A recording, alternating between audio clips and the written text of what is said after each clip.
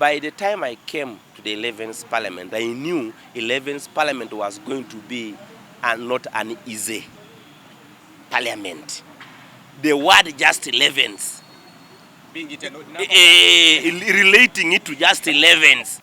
They corrupt, they recklessly corrupt people or shamelessly corrupt people. On a daily basis, they feel their account should be getting something.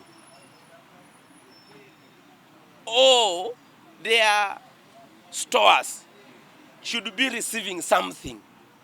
They will become moody if they don't get it. Their motivation to report to office is that I'm going today again, there is a promise, the other side there's a promise of the bribe there, there is what I'm going to cut a deal here. That is what motivates them. Whereas the other person with the talent in the office for which he deploys, because the talent identification and deployment, by the way, naturally demystifies corruption. Because it is the passion that is motivating you to go and serve. A service above self. You get it? So you are motivated to go and work because you feel the drive, a self-drive within you. That is how capitalism has brought.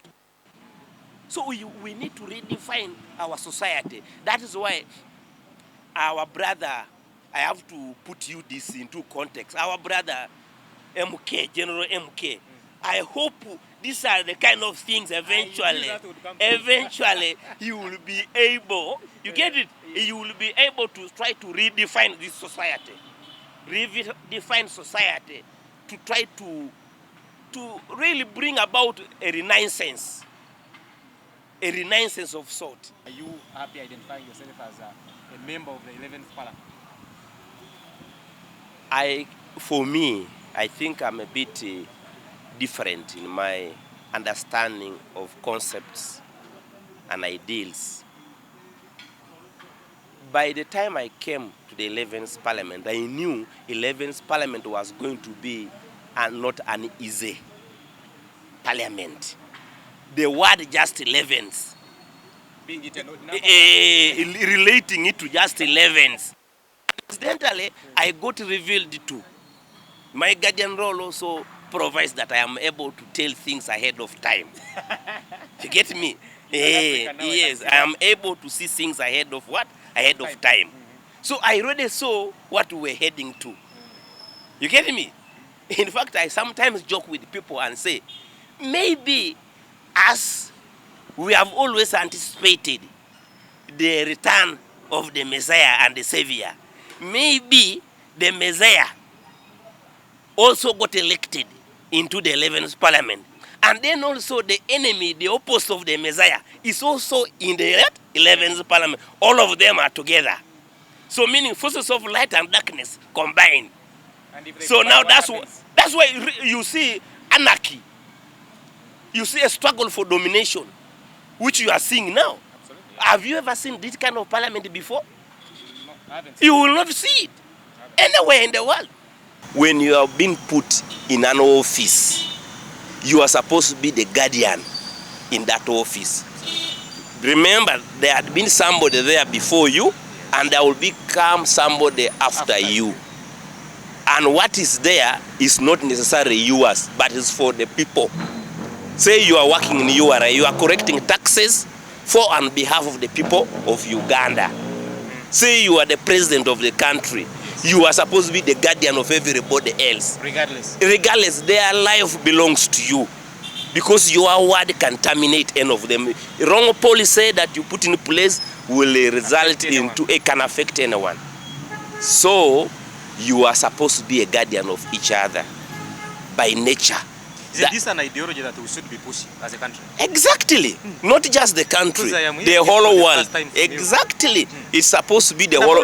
This is supposed to be the originality of governance, the true sense of governance. It is more superior than any ideology that has existed so far on earth, let alone capitalism, let alone democracy. Because democracy only talks about, for example, that the government of the people, for the people, and by the people. And yet at the same time, when you contest with me for a public office, I win, you lose. You be out of my office. I am the one here. I take everything. That is why corruption has been perpetuated within the capitalistic system of governance, within the democratic system of governance. Because this group knows that there will be, the other guys also are struggling to grab this from us. So let us accumulate much as we can, so that we can be able to sustain ourselves later when we are out of this office. The issue of accumulation, yes, let us accumulate much as we can, yes, is one thing that most people accuse corruption on. Most people say it is out of that same ideology that corruption has. Exactly, because corruption is actually a grabber. It is rebellion against nature. Against? Nature. Because nature postulates that you are supposed to be guardians, yes, trustees of the resources for which you are being entrusted. But corruption is a grabber that grabs that and diverts the resources which are meant for the majority common good to the individual. Selfishness. In other words, democracy is selfish. Capitalism is selfish. Issues. Have you signed? Have you not? I signed. I was among the first people in the first page to sign. Actually, I'm number 9. Number 9. The very first page. I signed in the very first page. Yes. So that is the issue, my brother. So we're getting back to what we earlier on said. How do you solve? And your party has said no NRA member should sign. I told you I see ahead of time. I say this one, let them waste their time. For me, I'm here. That's why some people have called me the guider, the one who guides, the guardian who guides. I tell you where I am, follow the path. Follow the path. It may look like it is not what, but it's the right what?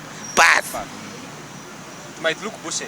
Yeah, by the way, today I was asking the architect of that motion, Honorable Sekou. I asked him, what is the meaning of your name? I said, no, not remove the other foreign name, the African one. Yes. That is the way through, the path. You see that? Where there is a Messiah, there is a path. So you are saying, and there is the Messiah in this case? No, he's a path. He's John the Baptist. I could easily see that he must be preparing a path for some salvation ahead of time.